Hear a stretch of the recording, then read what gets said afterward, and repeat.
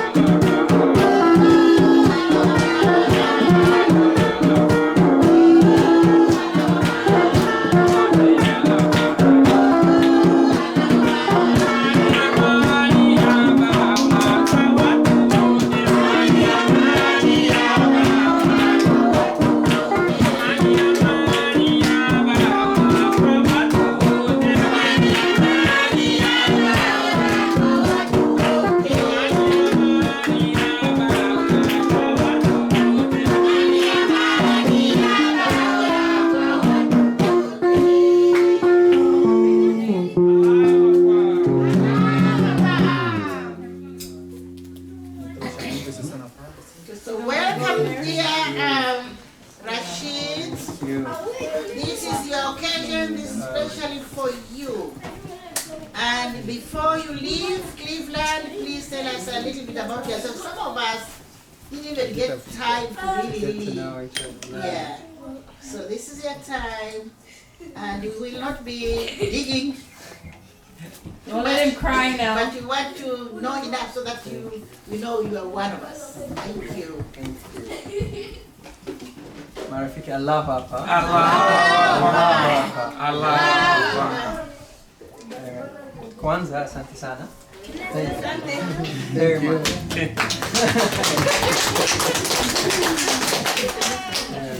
Tenga, I need you to translate. Yes, please, no problem. So, thank you from the bottom of my heart. Asante sana kutoka moyoni mwangu. This leaving Cleveland is going to be very hard for me, and a big reason is the wonderful friends that I have here that are like family. Na mimi kuondoka Cleveland itakuwa yani kitu ambacho kinanihuzunisha, ni kitu kigumu sana, na kwa sababu kitu changu cha thamani hapa kabisa ni marafiki ambao ninao hapa. I actually never planned to come to Cleveland. Coming to Cleveland was something that happened by chance. Mimi sikukuwa na mpango wa kuja hapa Cleveland, lakini ilitokea hivyo. I was working in a hospital in Abu Dhabi, in Dubai. Alikuwa anatumika katika hospitali huko Dubai. And they told me there was an American surgeon who wants to take doctors to Cleveland. Akaambiwa kwamba huko mganga Mwamerika ambaye anatakiwa achukue madaktari kuja kuwaleta huko Marekani. And they wanted to take doctors to study a specific disease that they wanted to learn more about. Na kihini chao ilikuwa kwamba wachukue madaktari kule waje huku wajifunze kuhusu ugonjwa fulani huku ambao walikuwa wanafuatilia kihini sana kiundani.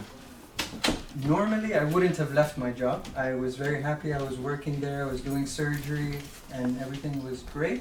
But the disease they wanted to study was a disease that my grandfather had.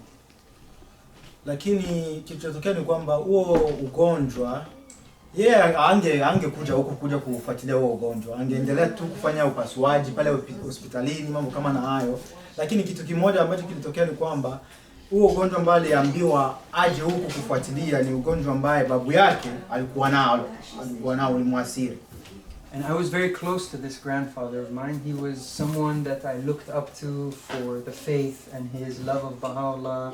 His whole life was dedicated to service. So for me, he was a very big person. Na kwake huyo babu yake alikuwa mtu wa muhimu sana kwake. Kwa hiyo alikuwa mtu wa muhimu katika imani pia. Alikuwa mtu ambaye anamwangalia yeye kama msaidizi wake, mambo kama na hayo. And so when the opportunity came to study this disease and to learn and to teach it, I said, okay, I will leave my life here and I will go to Cleveland. Akasema kwamba nafasi ikikuja kwamba aende akajifunze kuhusu huo ugonjwa, ataacha kila kitu ambacho anafanya ili aende akajifunze huo ugonjwa na usambaze, yani kufunza watu kuhusu huo ugonjwa pia. I'd never been to Cleveland before. This was the first time I was going to live in the US, and I moved here straight away. Na kipindi hicho hajawahi kuwa Marekani hapa Cleveland, lakini ndo akaja moja kwa moja hadi huku hadi hapa. When I moved to Cleveland, the Baha'i community was in a way where there was a lot more Baha'is on the east side of Cleveland. Alipofika hapa Cleveland, Bahai wengi walikuwa kwenye mambo ile ya east kule. And there were a few Baha'is on the west side that used to say we need more Baha'is here. Kulikuwa baadhi wachache wa Bahai huko kwenye west ambao walikuwa wanasema mara kwa mara kwamba tunahitaji wa Bahai wengi huko kwenye west. Walikuwa wanahitaji kuomba mambo kama hayo. There was a Baha'i lady that used to have a devotional gathering on Tuesdays in the evening. And she used to have friends go to her devotional gathering, but after a while there were less Baha'is on the west side, so nobody would go.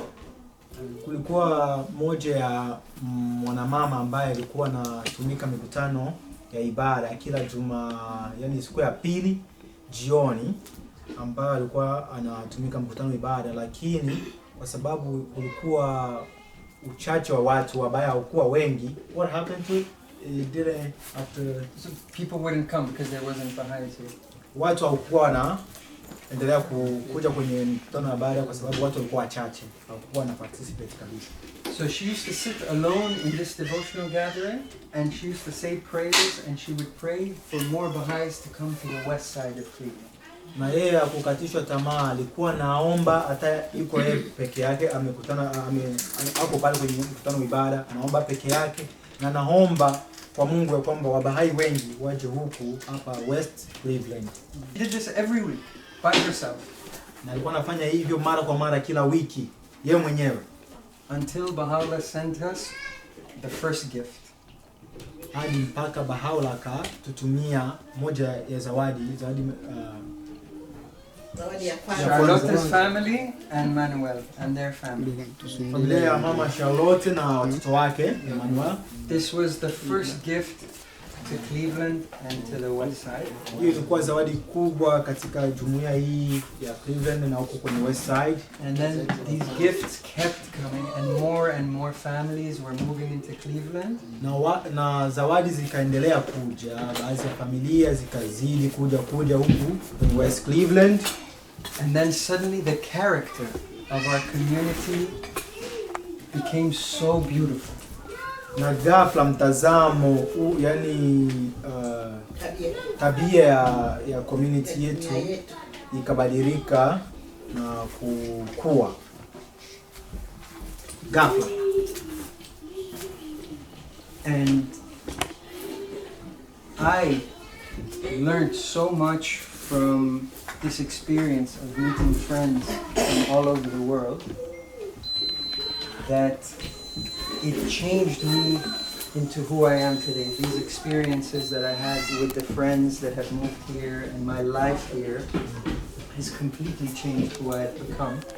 Na yeye amejifunza mambo mengi kufuatana na marafiki ambao wamekuja, sisi marafiki na pia watu wengi katika maisha yake. Yaani yeye kama unavyomuona leo, yeye Rashid hapo amejifunza kuwepo wetu, amejifunza mambo mengi ambayo yamemuunda kama yani kumjazia vitu kwa kumuongezea ya kukua navyo mpaka jinsi unavyomuona hapo. And I have to apologize. Ya taomba radhi ama samahani. I have to apologize to my friends and to the community. Kwa marafiki na jumuiya, because in my role in different administrative positions, sababu ya nafasi yake katika administration tofauti, I thought I was in these positions to teach the community or to help the community learn. Alikuwa anawazia kwamba yuko katika hizo taasisi kwa kusaidia community kujifunza na kufunza, but I was wrong. Lakini hakukuwa sahihi. My job was not to teach anybody anything. My job was to give everybody the opportunity they needed for them to grow. Kazi yake ilikuwa ya kusaidia na kuhimiza yani marafiki wakue, yani wakue, sio yeye kufundisha maana, yani kuwahimiza, kuwainua. So it wasn't to see what you needed to learn, but it was to give the community whatever they needed to shine. Kwa kazi yake ilikuwa kwamba kumpa yani vyanzo vya yani kila jumuiya uwezo wa wao kuinuka, kuendeleza shughuli, mambo kama nayo, sio tu kuwafunza pana, yani yani kuwahimiza, yani kuwapa mwanga ili wao wainuke na waendelee mbele, kuwapa moyo kuendelea. So I want to say sorry for thinking that I had something to teach, and thank you for teaching me so much. For allowing me to grow and humbling me. Naomba radhi kwa yeye kuwa na mtazamo wa kwamba anakuja kufundisha, lakini ana mtazamo huo wa kuja kuwainua, na pia amejifunza mambo mengi kutoka kwenu, na yuko chini ya miguu yenu, amejishusha kabisa kuona jinsi ambavyo amejifunza mambo mengi kutoka kwetu, mambo kama na hayo. I think there are some things about Cleveland that makes it very special. Kuna baadhi ya vitu ambavyo viko ni hapa Cleveland ambavyo vinaitia iwe ya kipekee, Cleveland iwe ya kipekee. Number one, Abdul-Baha has visited here. Cha kwanza, Abdul-Baha alitembelea hapa. Abdul-Baha has chanted prayers in this city. Abdul-Baha aliomba sala hapa Cleveland, Ohio. The spiritual strength that this city has is unbelievable. Nguvu za kiroho ambazo Cleveland inazo haziaminiki, ni kubwa sana mno. Another special thing is that the local spiritual assembly is 108 years old. It's one of the oldest local spiritual assemblies in the US. Kingine kitu ni kwamba baraza la kiroho la kijiji hapa Cleveland limeshakuwa na miaka 100 na 180, right? 108. Okay, 108 miaka. Wewe Cleveland Local Spiritual Assembly ya hapa ni moja hapa Marekani ya baraza ambazo zimekawia sana. Za zamani sana. Another special thing is that we have 2 auxiliary board members and a counselor only 2 hours away. Kingine kitu ni kwamba tuko na ma counselors na ma auxiliary board member ambao wako masaa 2 tu kutoka hapa. So Cleveland has a very strong history and a wonderful support system. But the future of this city is in this house. Cleveland in a has a very strong history. So Cleveland ina historia kubwa sana, na pia moja ya chanzo cha nguvu hizo, yani mbele, yani tukiangalia mbeleni, tukiangalia mbele, Cleveland itafika mbali. Ina uwezo mkubwa sana. Na moja huo uwezo utaanzia wapi? Ni katika hii nyumba cha kwanza. Hii nyumba kabisa italeta vitu, yani italeta mwangaza. The spiritual future of Cleveland, all of the progress the Baha'i faith will make is from the capacities in this home. Everybody here is the future of Cleveland. Nguvu za kiroho zilizo hapa Cleveland na zinazokuja ni kwamba hii nyumba cha kwanza ina nguvu, na pia marafiki, kila mmoja wetu hapa ana mchango mkubwa sana hapa Cleveland. The children in this room, the youth that come here, this city depends on the strength that our families have here. Vijana wanaokuja hapa, watoto, hao wote wana mchango mkubwa kabisa kwa maendeleo ya imani na pia kwa maendeleo ya jamii yetu.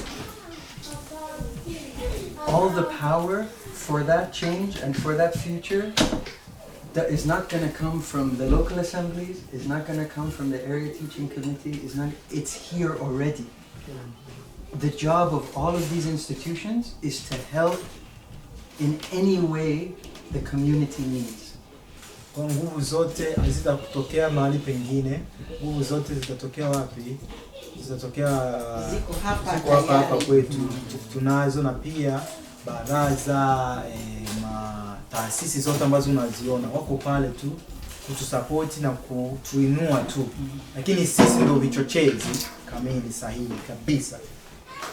So my humble advice as your brother, as ushauri wake, amejishusha kama kaka yenu, let's take control of this future. Acha tuchukue nafasi ama tuchukue nini mama? Tuchukue uamuzi na uendelezi wa siku zijazo. Tuchukue maamuzi ya uendelevu wa siku zijazo. Mamlaka yani. We have all the tools we need. We have the institute process. Tuna taasisi. Tuna vifaa vyote tunavyohitaji. We have the institute process and we have the letters from the Universal House of Justice. Tuna barua pia kutoka nyumba za haki za ulimwengu, mwongozo mzuri sana. With these two, we can change the world. We can allow the revelation of Baha'u'llah to be realized ourselves. Kwa miongozo hiyo mbili, tuna uwezo wa kuhakikisha kwamba utawala wa Baha'u'llah umetawanyika ulimwenguni, na pia jamii zetu zinaboreka kwa upana na vizuri sana. So, if we want, for example, our youth to be engaged, we have youth activities. Let's do them. If we don't have teachers, let's learn and let's become teachers. Let's not wait for anybody. Kwa kama kuna vijana ambao tunao tunaanzisha madarasa makundi, na pia tukikuwa tumekwama hatuna walimu, hata sisi wenyewe tukue walimu, tunafunza watu, tunakuwa walimu. Kwa hiyo chochote ambacho kinahitajika kifanye, sisi tuna nguvu hizo, na ni lazima tujiinue kwa kufanya hatua hizo, mambo kama haya. So, for example, if we want our youth to start book 1, let us start a book 1 with them. If we don't know, let's start learning together, and then we'll go teach them. Don't wait for anybody. Don't wait for the help from anyone, because we can do everything we need to do. Tuseme kuna vijana ambao wanapenda wasome kitabu cha kwanza ama rui fulani, sio eti kama wao hawajui, hawana na enewera mambo kama na hayo, mkufunzi usingojee, tunangojea wasaidizi watoke kwingine waje wasaidie sisi watoto wetu. Sisi wenyewe tujitoe, tujifunze pamoja na wao, na tuwe walimu wa kufundisha watoto wetu sisi wenyewe. Manake ile nguvu iko hapa. Manake Abdul Baha aliomba mji huu, alikanyaga huu mji, akaomba sala hapa.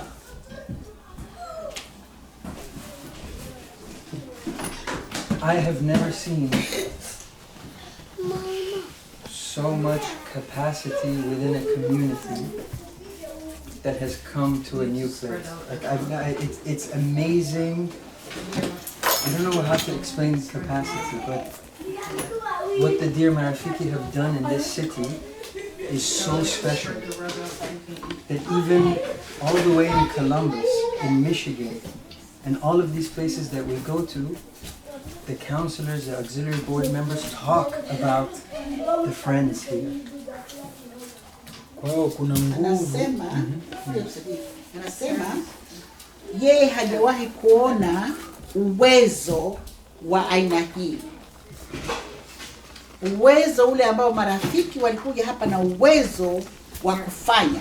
Hawakuja wakiwa hawajui Bahai ni nini, hawajui kufanya nini. Walikuja na uwezo wao kamili.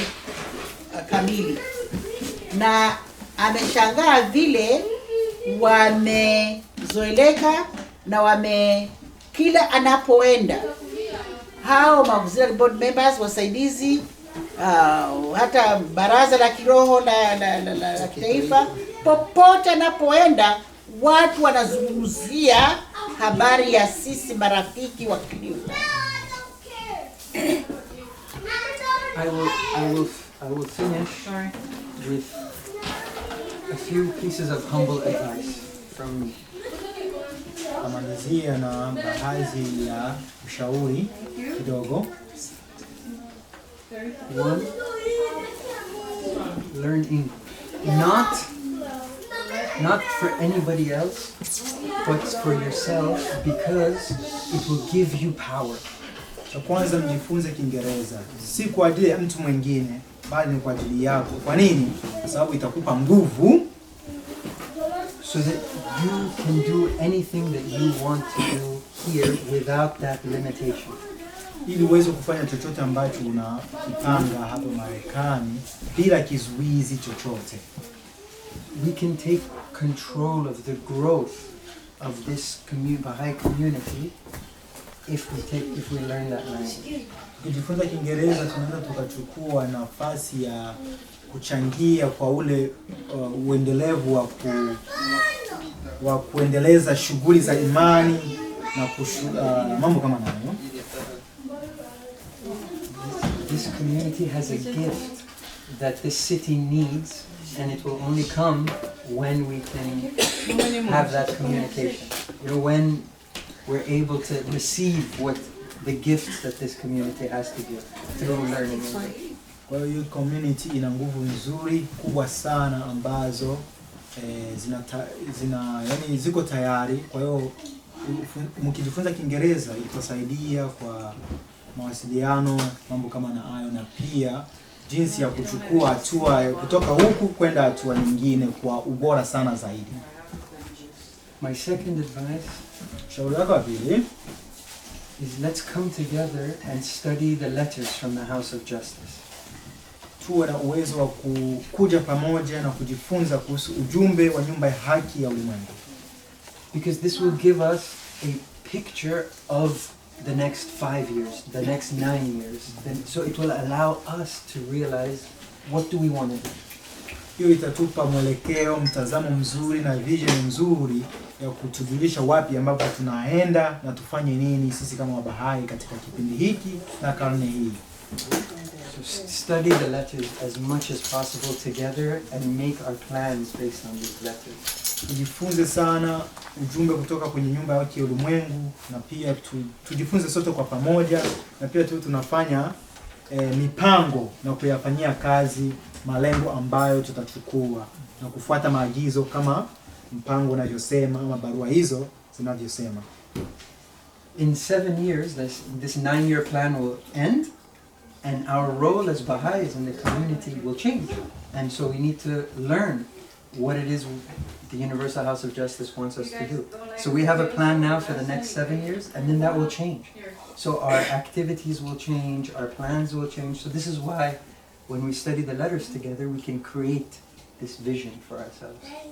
Kwa baada ya miaka, tuseme baada ya miaka 7, ule mpango wa miaka 9 utabadilika. Mambo kama nayo. Kwa hiyo umuhimu wetu tukiwa tunajifunza kuhusu nyumba haki ya Mungu inasemaje, inasema hiki na hiki, na kufuata yale maagizo, tutajua nini cha kufanya, na pia mpango huo ukifika mwisho utakuwa mpango mwingine. Kwa hiyo tukikuwa tunazoea kujifunza mwongozo wa nyumba haki ya ulimwengu, tutakuwa katika mkono sahihi na kwenye nafasi sahihi. Mambo kama na itatusaidia sana sana sana. And then another one, the third advice is the institute process is the way that the revelation of Baha'u'llah will reveal itself in our communities, and how that happens we can influence. So we can, through our service using the institute process, we can allow the revelation of Baha'u'llah to express itself in a unique way in our community. So the institute process basically. Na cha tatu ni kwamba taasisi za Ruhi ni moja wapo ya njia ambayo imani ya Baha'u'llah itatawanyika na kujulikana na kutawanyika katika community zetu. Kwa hiyo tuchukue opportunity ya hiyo taasisi na hizo shughuli kufundisha taasisi hizo. Ni moja ya njia ambayo itatawanyisha imani na pia kutufundisha vizuri sana kwenye jamii zetu. All of these institutions are here to help you. They are here to serve you. So ask them whatever you need from them. Sekta zote za institution za vyumba vyote vile viko hapa kwa sababu ya kutusaidia sisi ili tuweze tukafikie malengo. Kwa hiyo tunapohitaji msaada tunawajulisha vyumba vyote ambavyo vinastahili ili vitupe msaada, kwa sababu ili tufike mbele. Mambo kama nayo wako pale kwa ajili ya support. Thank you. Every service I will do from now moving forward, every patient I help from now moving forward will be influenced by what you guys have taught me and what you guys have given me. Niwashukuru sana kwa sababu hata huko anapokwenda kila mgonjwa ambaye atamtibu kutoka sasa, chochote atakachofanya kule kutoenda atafanya vile, kwa sababu amepata msingi huu ambao umembadilisha na kumuongoza kutoka hapa. Thank you.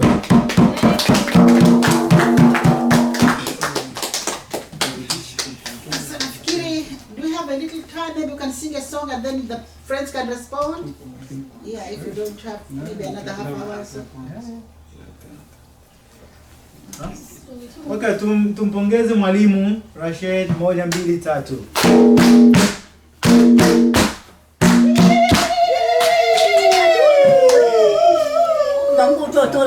And don't forget, we must have an official photo at the end of it. Remember, say come to visit also. I will Don't go come in forever. December. I will come in December. Atakuja mwezi wa 12. Okay, I will bring my wife and child in December. so long as they're here, we have homes, you go Kuja wake na home. mtoto. Come back anytime. Thank you. Asante. Oh, So, karibu. So yeah, any response please? nasema nafikiri tungeimba alafu mtu akafikiria vile anavyotaka kumwaga. Alafu taenda tu around kila mtu ampatie Tusikawie mwaga, lakini. alafu twende tukale. Yeah. Kwa niaba ya mwa- Mara nyingi katika hii. Hapana, utasema community ya watu wote tu. Hapana, kila mtu tunaweza kawia na hana neno. mimi naweza nikasema pia. Au yeye Okay. kama wao. Lakini nitapendeza wewe ukisema. Yeah. Nishasema mara nyingi. Yaani watu tuimbie basi. Maana hata sikia hizo nyimbo huko anakoenda. Kwa hiyo tuimbe nyimbo ndogo kubwa. Alafu ndio tuseme alafu tukaribishe mambo ya chakula. So let's sing and then we're gonna share a little bit and then we're gonna welcome you for food. Time is mine, so yeah. Nitalitangaza msingi wa utume.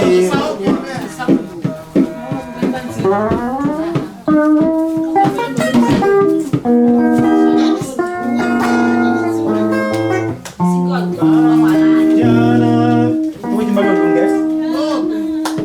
Imba ile ambayo kila mtu anajua dada yeye.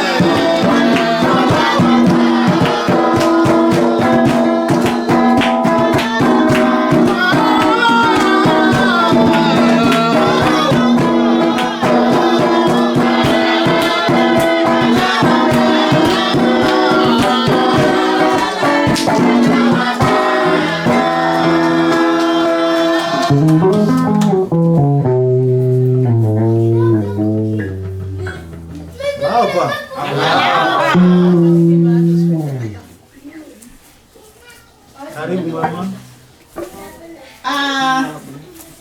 Now it is our time to respond. So I'll speak in English. There really is no words to say how much we're gonna miss you. You are our son, our friend, our colleague, our everything. You are always at the center of everything, every opportunity, every activity. Rashid is there. The assembly meeting, Rashid is there. Youth convention, Rashid is there. The birthday of the Bab, birthday of all holidays everywhere. You cannot even imagine anything, activity among us that you are not there. You've always been part and parcel, major role player in this community. So we have a great admiration, we have a date. We're gonna miss you so much.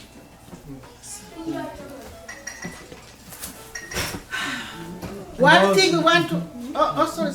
No, go ahead, Mama. You wanted to say? No. I was saying one thing that we want to assure you is wherever you go with our love, take it, and blessings, and send it there. Whoever community you go, say, I bring you love from the community of Cleveland. We will remember you in your prayers, and we hope we can remember you in our prayers. The world is very small now. We might end up serving together somewhere else. You might even decide to come back to Cleveland. And when you do, we shall welcome you back. But know that you are going with our blessings, with our love, and know also that Cleveland is home to you. So long as there is a Baha'i in Cleveland, you come here, stand at the gate there and scream the magic word, Allahu Akbar, and the Baha'i doors will open to you. You and yours. So thank you so much for all the service that you have rendered into Cleveland. In every capacity, as a member of our LSA, as an RTC member, as an assistant auxiliary board member, whatever all the roles that you have played, you have helped nurture this community and made it grow. The Marafikis especially will never forget you. You've danced with us in our songs, you've eaten our food, you've been to our homes. We love you very much. So thank you. Thank you. Thank you. I don't know if anybody else wants to add something. They come. I want to say, I hope the next time you come, well, not the December, but after that with your family, all the activities that you have helped to start will have multiplied over and over. And as Mama says, you are always in our heart. You have our love, abiding joy, everything. You're very special. And when we come to Dubai, hopefully, we'll look you up. So if you do move from Dubai, please let us know so that we don't come looking for you over there and you are no longer there. You all have a home in my house. Thank you. You all have a home. Also wanted to add it, thank you very much, dear one, to Rashid. Every time we saw you or we see you in our communities, it reminds us how to be steadfast, how can we be firm in the covenant and how can we serve Baha'u'llah more, So it's a good thing, and it's that's what is our strive, our efforts, that is what we're looking for. We want to serve Baha'u'llah more. Yes? We wanna, this is a good thing. And life wanna take us far away, it's man, we go through different experience. At the end of the day, how can we be more steadfast? No matter what happened, how can I walk in the straight path of Baha'u'llah and serve him? So it's a great feeling. I appreciate you so much. Yes. And I'm gonna meet him in Dubai someday. I'm gonna have my own company over there someday. Yeah. My own heating and cooling company. And I'll make sure it's running smoothly. Right, that's a go. Yeah. Thank you, bro. Also, my dad wanna add it. Kwamba tumeshukuru sana muda wote huo ambao mlikuwa naye. Appreciate you for all the time you are with us here. kwa sababu kama ni muziki tulikuwa tunachangia wote bila kubagua. If it's dancing, music, we were all joining along, singing and dancing. Na hili ilikuwa inatupa moyo sana na nguvu sana. And it was giving us a lot of joys to the hearts. And yeah. Kwa hiyo tutaomba tu naye kwenye anaenda azidi kutuombea kwa sababu mawazo yetu yako ya kuendeleza imani hapa Ohio isonge mbele, hususan hapa Cleveland. So we hope that where you go, God go with you, and also Azidi kutuombea ili also imani yetu. we need to pray for each other on how can we progress in the faith, so that way the faith can continue moving forward, growing and being bigger. Kwa hiyo hatuna cha kumpa ila tu ni kuombeana tu ili afike vizuri na asisahau kufunza imani au kuendelesha imani mbele. So we appreciate you, and also we pray for you to have safe travel, and also anywhere you go, please don't forget about teaching the faith and moving the faith forward. At the same time, yeah. Asante sana. Thank you very much. And also, I wonder, are you going to change your cell phone number or? I will share all my Good. contact information. Awesome. We appreciate you. Yeah, of course. All my information. Awesome. Sorry, we don't have anything special to give you to take to Alright. Dubai. You have given me more than anything you could possibly imagine. Thank you. Thank you. Asante sana. I just want to say I brought some plates, pots, pans, things that maybe the friends can use in all of these boxes that I brought. I brought some stationery for the children to use. Ameleta Some vitu vingi. decoration. Kuna vitabu, kuna baadhi ya masani iko kwenye maboksi, baadhi ya chocolate, kwa hiyo marafiki wa Some decorations and things like that. vitu kama hivi. Thank you very much. Thank you for this. Thank you for coming together today. Yes, yes. Asante sana kwa Asante. kuja kwa uwepo wenu. Asante sana. Okay, sasa nataka kuwauliza nyinyi marafiki. Huyu hana muda, pengine atagrab tu sahani ya chakula aende. Ninataka tufanye official photo na yeye sote pamoja na watoto. Je, tuchukue hiyo photo kabla hatujala ama baada ya kula tushakula? Kabla kwa maana si ataenda. Okay. watoto wanakula muda mwingi. Kwa hivyo tutapiga wapi? Hapo nje ama hapa? Okay. Kwa hivyo let the kids come, we take an official photograph, and then after the photograph he will be the first one to Mule sala mpaka wana nani anataa sema mama. We have all the lights. Yeah, watu wote matala. Okay. All right. Inukeni. Okay, what do you think if we sit here? Oh, over Yeah, there. okay. No, like this, like a V here, and we fill all this area, so someone can take a picture like this. Oh, so let's sit here, right? Yeah, I think so. Yeah. Let's Tu ane vivo no, so Yeah, we oba can mtoshikunde sit, we picha can o. stand, we can sit. Pange wo imana ena. So I don't yeah. know if we want. Wengine watasimama, so yeah. Ni watoto. Hello. Ndio msigo mapicha.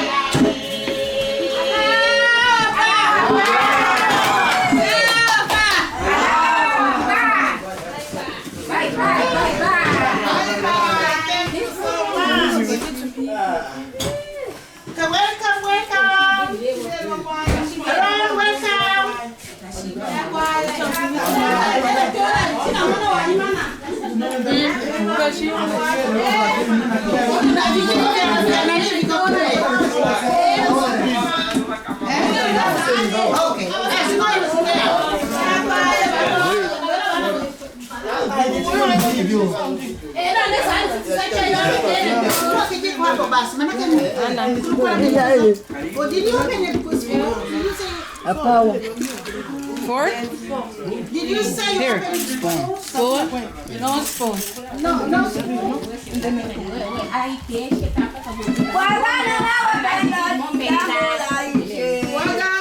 Dear Sepele said he didn't get a chance to meet you, but have safe travel and keep praying for him so that way he can get a recovery and stuff like that.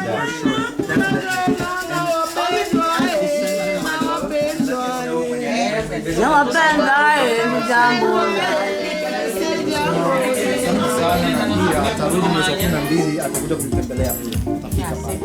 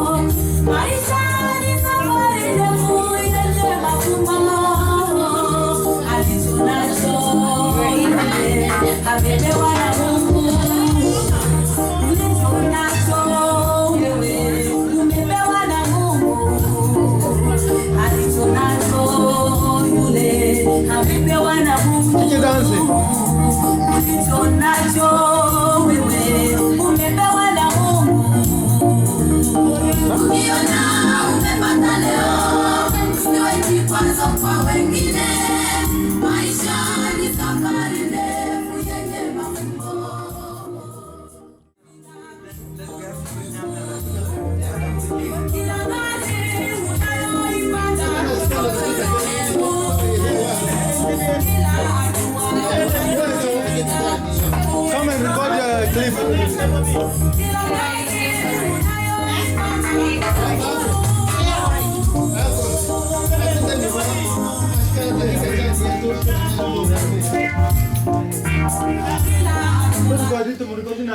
Video.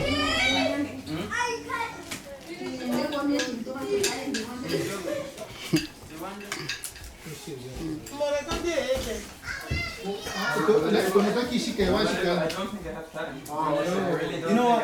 When we are getting ready, we want to ask you for a clip so you can do the video. Even when you buy. And I think that's possible. I will be done today with the program 1:34. If you guys just take it, I'll be back. That's good. That's good.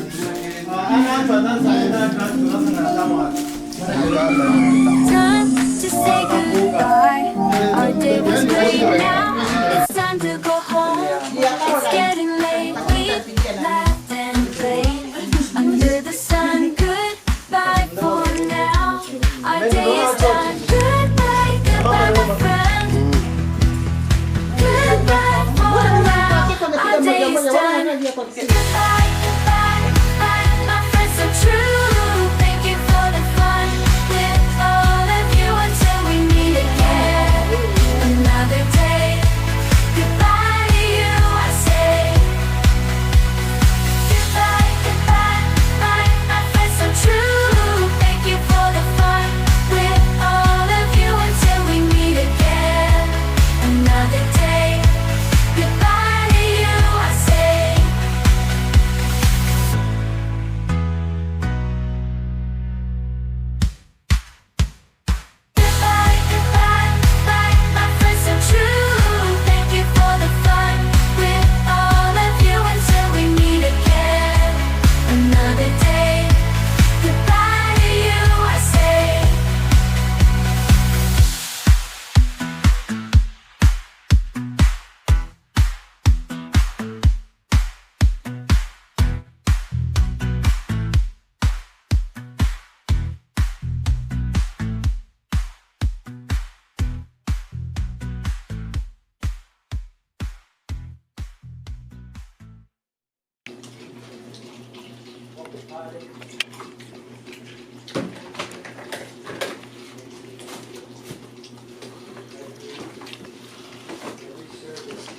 Another one. Thank you.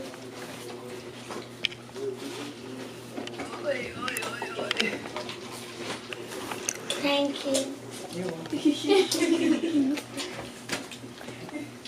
Make sure you eat the food. Yeah. Thanks. Where are you, Mr. Cleaner?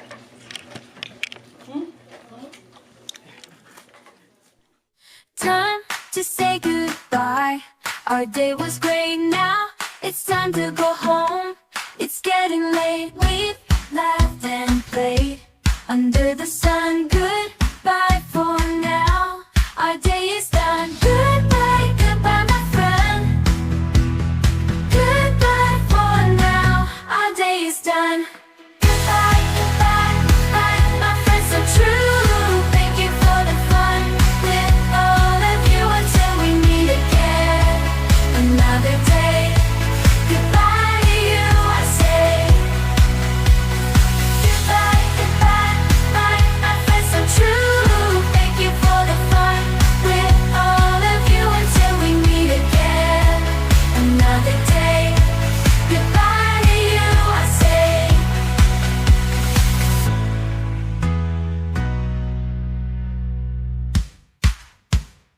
Goodbye, goodbye, bye, my friends so true. Thank you for the fun with all of you until we meet again another day. Goodbye to you, I say.